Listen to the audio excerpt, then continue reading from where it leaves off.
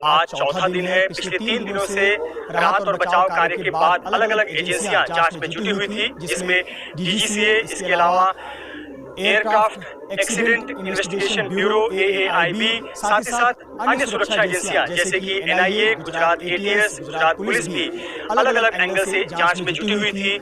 आज घटना के चौथे दिन इस कंपनी की ओरिजिन कंपनी एयर इंडिया को जिसने विमान दिया, बोइंग कंपनी की एक टीम अहमदाबाद पहुंची हुई है और अहमदाबाद में आने वाली बोइंग कंपनी की टीम आज घटनास्थल पर पहुंचकर जांच कर रही है। हम घटनास्थल से थोड़ी दूरी पर एक टॉप एंगल से ये तस्वीरें आपको दिखा रहे हैं। ये वही स्पॉट है जहां विमान सबसे पहले टकराया। ये वो मेस है और इसी मेस की जो इमारत थी, ऊपरी हिस्से से ये विमान टकराया और फिर चूंकि इस विमान में 1,25,000 लीटर से अधिक का फ्यूल था और इसकी चपेट में पूरा परिसर आ गया और आगे की जो हॉस्टल की 4 बिल्डिंगें हैं उसमें भी आग लग गई और ये जो इमारत है वो इमारत भी धराशायी हो गई। आज बोइंग कंपनी की टीम अहमदाबाद पहुंची हुई है और घटनास्थल पर पहुंचकर मुआयना कर रही है। चूंकि बोइंग कंपनी की टीम यहां पर आने वाली है, इसलिए उस परिसर से तमाम लोगों को खाली कराया गया है, दूर कर दिया गया है। मीडिया कर्मियों को भी घटनास्थल से काफी दूर रखा गया है।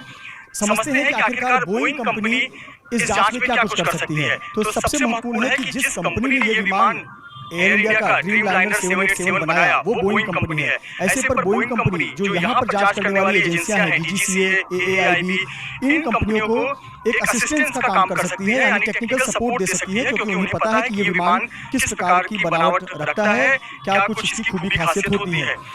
ऐसे पर जो लोकल इन्वेस्टिगेशन है, यानी अपने देश की जो एजेंसियां जांच कर रही है, उन्हें टेक्निकल सपोर्ट दे सकता है।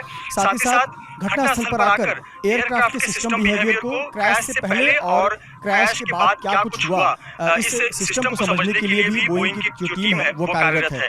दूसरी जो महत्वपूर्ण बात है, चूंकि जो बोइंग कंपनी के कर्मचारी हैं वो इस एयरक्राफ्ट डिजाइन और सिस्टम इवैल्यूएशन का काम करेंगे, क्योंकि उन्हें पता है कि एयरक्राफ्ट के कंपोनेंट जैसे सिस्टम माल फंक्शन हो, जिसमें इंजन, फ्लाइट कंट्रोल सरफेस, इसकी जांच भी बोइंग कंपनी करेगी। इसके अलावा बोइंग कंपनी की जो कर्मचारी टेक्निकल टीम यहाँ पर पहुंची हुई है वो मैन्युफैक्चरिंग एसेस करेगी, साथ ही साथ मेंटेनेंस इशू था क्या ये भी एजेंसियों के साथ मिलकर जांच करेगी। साथ ही साथ जो ब्लैक बॉक्स रिकवर किया गया है, जब उसकी जांच होगी तो उसमें भी बोइंग कंपनी अपने तरीके से जांच करेगी और अपनी तकनीकी जो सपोर्ट है वो उपलब्ध कराएगी।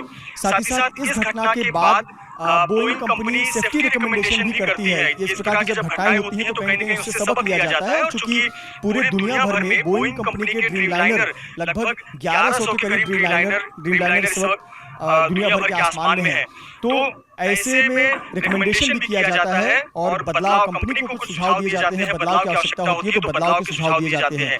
साथ ही साथ बोइंग कंपनी एयरलाइन कंपनी को, यानी एयर इंडिया को, साथ ही साथ जो पीड़ित हैं उनके संदर्भ में भी अपना एक वक्तव्य यहाँ से जारी कर सकती है। तो इस प्रकार से जो बोइंग कंपनी है वो यहाँ पर पहुंची हुई है और यहाँ एक जो लोकल डीजीसीए जांच कर रही है, एएआईबी जांच कर रही है, तो उनको टेक्निकल सपोर्ट देने के लिए, सहायता देने के लिए और अपने कंपनी के नजरिए से जो जांच के लिए महत्वपूर्ण चीजें हैं उस एंगल से जांच करने के लिए यहाँ पर पहुंची हुई है। पिछले 3 दिनों में हमने देखा कि अलग-अलग एजेंसियों ने जांच किया और अब बोइंग कंपनी के कर्मचारी, टेक्निकल टीम, टेक्निकल स्टाफ, साथ ही साथ उनके वरिष्ठ अधिकारी घटनास्थल पर पहुंचकर मुआयना कर रहे हैं और लोकल टीम के साथ मिलकर इस घटना की जांच और बारीकियों को समझ रहे हैं। कैमरामैन धर्मेंद्र पांडे के साथ मृत्युंजय सिंह, एबीपी न्यूज, अहमदाबाद।